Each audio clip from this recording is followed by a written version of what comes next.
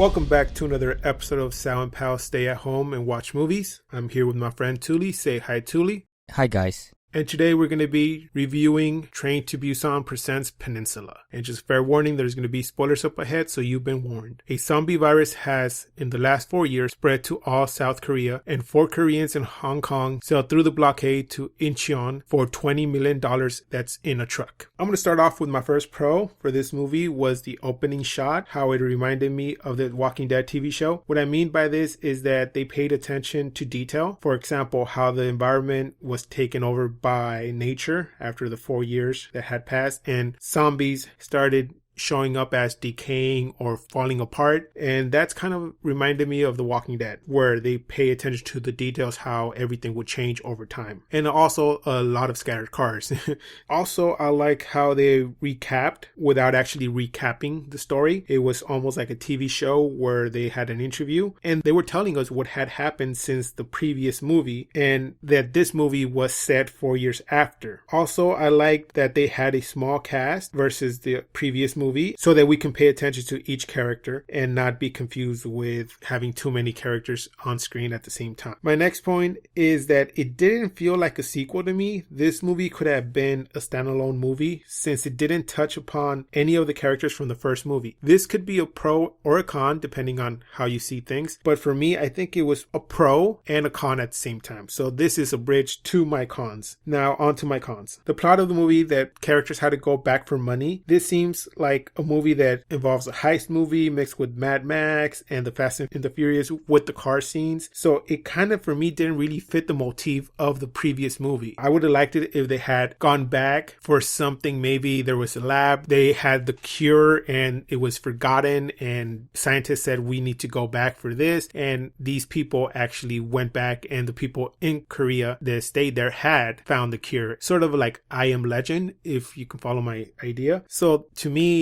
their original plot, just returning for money, seemed too out there. It was a far stretch for me that I couldn't get my head around. Next point on my cons list is the story. Not as strong as the previous movie, but I still noticed that the social commentary of the hierarchy classes were in the movie. You know, some characters had a motif and they fit a certain idea of society versus others. That was a little present, but it wasn't forced upon us, you know, like the previous movie, which made it a point to make these characters stand out. For this one, it seemed like it was an idea that was in the backseat. It never got through. Overall, I really wanted to know what happened to the cast in the first movie versus this film. I mean, I'm not against this movie being a standalone film per se, but I really would have liked it if they would have touched upon it, or maybe they came upon something that was part of the previous movie. I did see a teddy bear, but I didn't know if that was part of the first movie or anything had to do with it. If you're having these two movies together, you should bridge them together in a sense. I'm not saying put it in our face, but just touch upon it, or say, hey, you know, these people that went down to Busan, they were eradicated or the virus took over, touch upon the other characters so we can find closure. Because when I went into seeing this movie, I really wanted to know what happened to the previous characters, or what they did, or how they ended their chapter. So for me, that chapter is still was left a little bit unopened. I know that a lot of people speculated at the end they basically wrapped it up and try to hint at that this was not a safe place, you know, they still took over. But for me, when I saw this movie, I thought it was going to be a continuation and seriously end that chapter and then begin this movie after that. End it and then have the scene, say 4 years later, start the interview, the TV show, and then from there we meet these characters. So with that, I'm going to pass it on to my friend Touly and see how he saw this movie and what grade he gave this movie. My pros to this movie is not very extensive. In fact, I only have one good thing to say about it. It's not very enlightening in of itself, and that I would say good try in trying to make a sequel to Train to Busan. Sal pointed out some things there that I'm just going to piggyback on, in that, yes, I also thought that this film was going to have a lot more references back to the first film in tying the two characters who survived at the end of Train to Busan in some fashion or form into this one. And I'm not asking for like an extensive sort of like reference. I would have just liked it if they cross path with some of the characters in this film at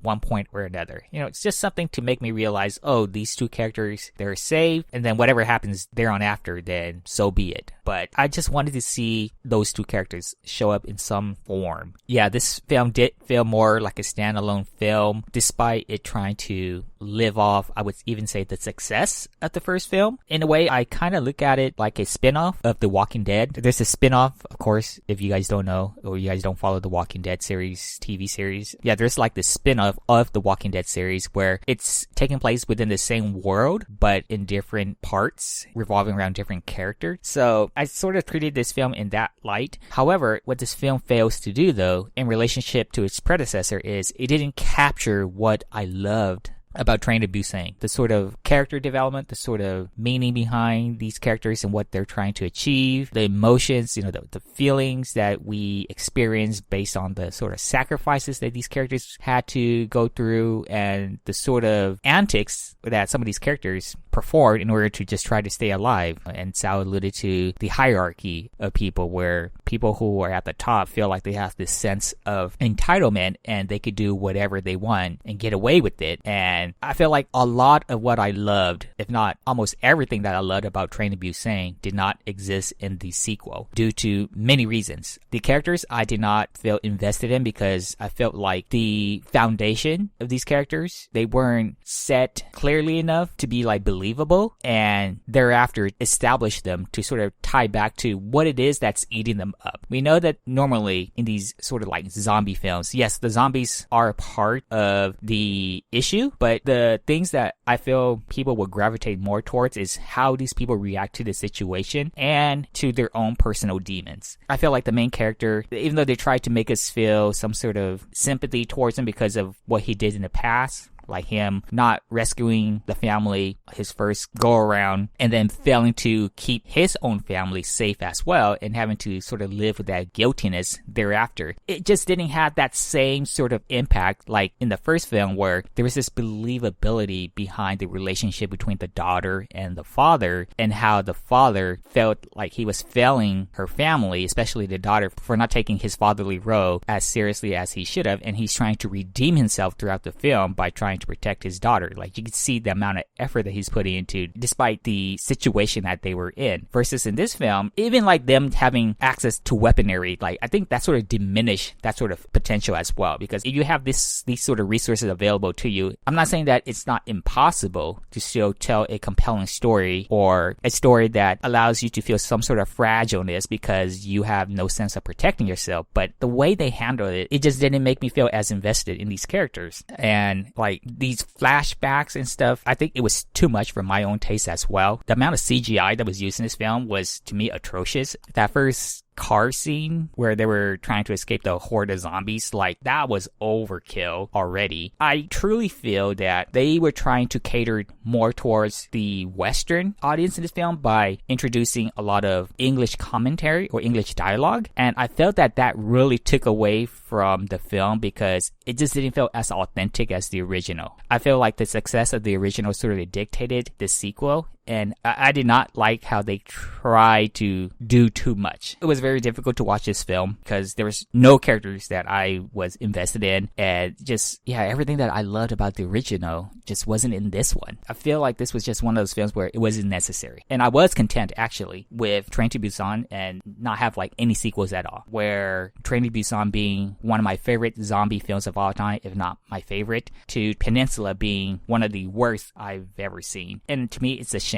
because of how much I love the original, that whenever I think about this series now, I'm always gonna be like, yeah, I love the original so much, but man, that sequel, it like did not do it for me. So I'm gonna try to just discard this film from history and just tell myself, you know what, I'm gonna leave Peninsula as being a standalone film that has nothing to do with the original, and treat the original as the true representative about what the director of the film was trying to do. So overall, I'm going to give Peninsula a 3 out of 10. I wouldn't recommend it. And if you haven't seen Train to Busan, I would say just watch that one and forget about this sequel.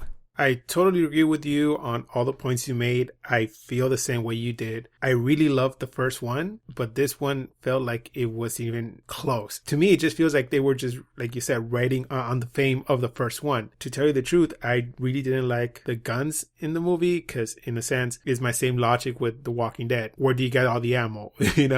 Wouldn't food be like more scarce and, stuff like that? But after 4 years and then that little group still being there, I would expect it to have touched upon the previous movie to bridge the time gap. This is how we left off. This is 4 years later, and this is how they got there. Maybe the two characters from the previous movie helped this group establish themselves and somehow send them on their way. And then they reference them and say, well, thanks to so-and-so, we are here 4 years later. But nothing. I didn't get any of that. And the whole idea, like you said, the CG, with the car scenes and everything, that to me just felt like I was watching a Kia commercial. So it was just like this whole thing that didn't fit. Yeah, I'm going to give it the same grade you did, 3 out of 10. Like Touly said, just watch the first one and forget about this one. So I guess that does it for this review of Peninsula. Please join us next time where we're going to review Tenet.